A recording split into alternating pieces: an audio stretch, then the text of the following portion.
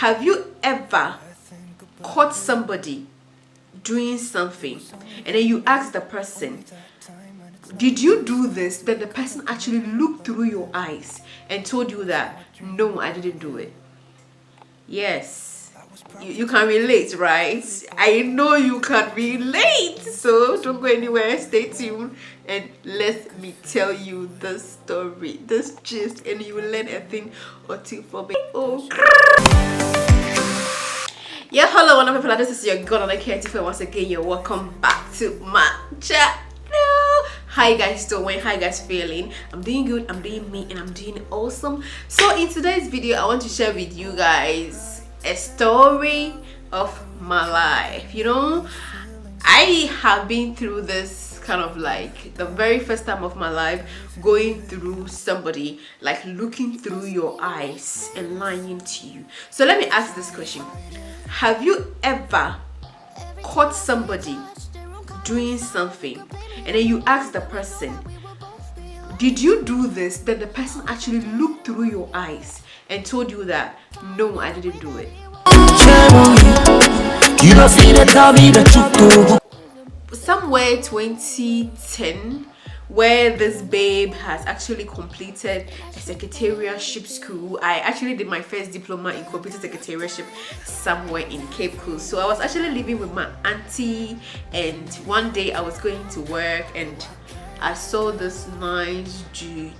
To be honest with you, this guy was in this kind of like a taxi that I think it was coming from a mechanic shop, and he was in and wearing this doctor's robe in it, and it was a taxi from a mechanic. So I was sitting by the roadside, and then he stopped and then he spoke with me, and he's like, okay, where are you going? And I'm like, I'm going to work. And you know, I had come out from an exams that I went to write, and I was seriously broke, like you guys have no idea. So I was like, when he stopped, the car wasn't a normal car. There was no seat at the back, but there was just two seats, a driver and a passenger seat. So I sat in the car and they were talking and all of that, because I was like, oh, thank you, God, because at least the money I would have used to pick a car, I'll use that money to buy lunch, you know, like, you know, that kind of situation that you find yourself in something and you're like, oh God, this is your doing, so thank you. Do it. Somebody say amen. Hallelujah. We exchanged numbers and we started becoming friends, and then we started talking and all that. Mind you, when you meet somebody and then the guy doesn't take you to his house, that's one question mark over there. So we became friends. This guy used to pick me to work and over, and I was living with my auntie, so I didn't want this guy, my auntie, to know that maybe I'm being dropped by one person. Probably he would suspect something. And this guy had like 3 cars, so sometimes if it's not the taxi, then if it's a private car, and if it's not a private, if he's bringing me to the house with the private car, I'll probably drop somewhere and then walk home, because I don't want my auntie to be, you know, and all that. So being friends with this guy for like 2 weeks now, kind of like there's kind of like an interest. I really like this guy because he was, you know, awesome. He was a nice guy, like polite, gentle and all that. So after 2 weeks to 3 weeks within that friendship, one day I woke up and then I call him. Like when I wake up, I call him and I ask him like, what's up, is he coming and all that. Then he'll tell me, okay, yes, maybe probably in the next 30 minutes he will be there. And I said, okay, so that I can know the pace at which I have to prepare and meet this guy at the roadside, so that we all go to work. Because his work was actually, he let me say it that way, like doctor or psychologist, or like, let me say, like something of that sort. We became cool. So this guy called me, and then we spoke, and then we finished. In the next minute, somebody called again, and then the person asked, oh, hello, and I was like, oh, hi. And then he's like, good morning, how are you? I said, I'm doing good. And the person was like, oh, my name is Comfort. Let's call her Comfort. My name is Comfort, and let's call the guy maybe Paul. Paul this is Comfort, and I'm Paul's sister, and Paul has been in a very critical relationship, and for that reason he said he's not going to. We feel like he's growing, and I'm his sister, and today I heard him talk to you, and I'm like, the way he was talking to you, I felt like, oh, maybe my brother is actually in a relationship right now, and he's still lying to us that he doesn't want to be in a relationship. So I'm calling to find out that whether you are going out with him and blah blah blah. And I'm like, see, women, believe in your instincts no matter what it is. I don't know what happened to me. I said, no, I'm very sorry, I think this is a wrong number, because I called a wrong number a while ago, and I'm calling from Tamale. And I'm like, I was in Kuks, and I told the lady that I'm calling from Tamale. And I'm like, because at that very moment my mind was fast operating. I'm like, why is this girl in this boy's house? Why is it in his room? Why was he able to pick the call? And how did she even get the number, my number? So I'm like, something is wrong here. So all of quickly,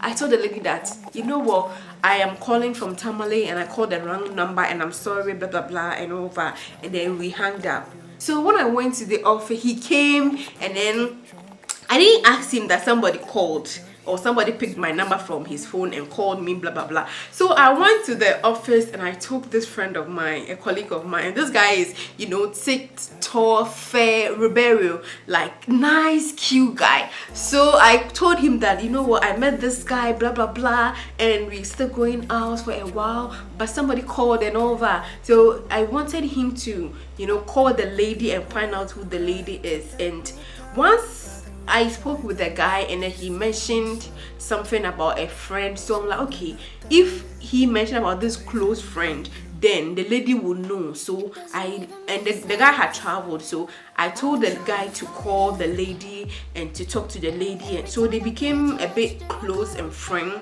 That was when we realized that it was the guy's wife.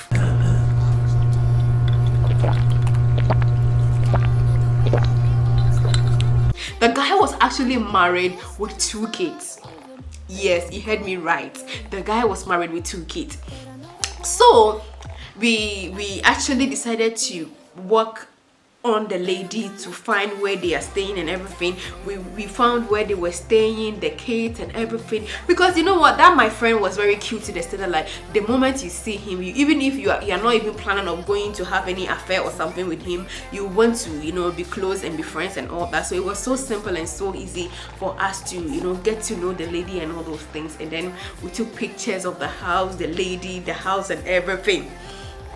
So fast forward, the guy had to go and do a specialized course because he was a doctor, so he wanted to specialize in something that I've really forgotten. So he was going to school up and down. So the whole 1.5 relationship that we had was kind of like a long distance, because he would go to school and he would come back, and when he comes back once in a while, and he never mentioned of me going to his house, visiting him and all those things. And you know something, growing up, I've always, when you're growing, they said keep yourself, and I think by then I was virgin, I had not been in a relationship before and all of everything. So him not even asking me to go to his house and all those things, I was so happy, because he was kind, he was helping me. If there's anything that I need, he would do it and all those, he would help me out and everything. He was also running kind of like kente business, and I was helping him. He was also running what do you call it, granola paste,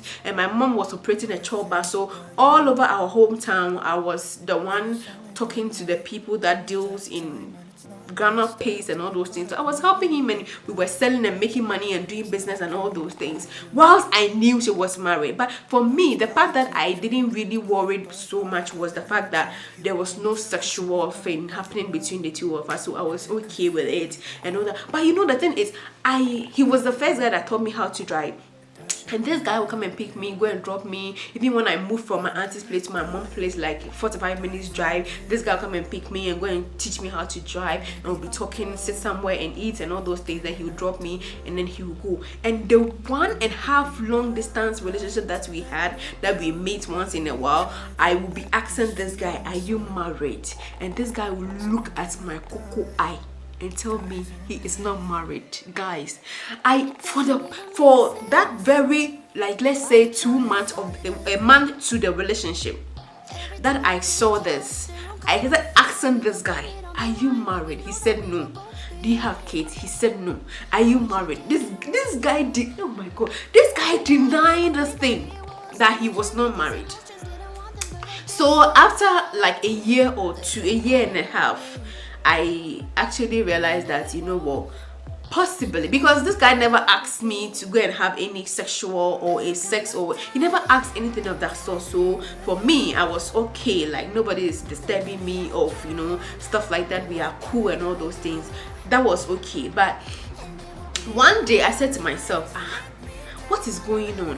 Why is this guy not, you know, telling me the truth? One of the day we went to sit somewhere like a park and we were talking, and I had to show him, do you know this woman?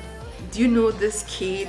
Do you know this house and all that, blah blah blah? And he was like, yeah, I know those children, they are my kids. I know that woman, she's my wife, and that's my house. And I'm like, so why did you lie to me? Like, why didn't you tell me the truth? And at that very moment, I didn't know what to do, because I was like, you know, like, I wasn't pissed, I wasn't angry, because I have known the truth for like a year and a half. So I wasn't worried about it at all. So I was just shocked that why would somebody lie like that? Tell me the truth that, oh, I am married. So that was when a guy opened up to me that when he completed junior high school, he wanted to, you know, be a doctor, and then the father said he should do business so that he can run his father's business.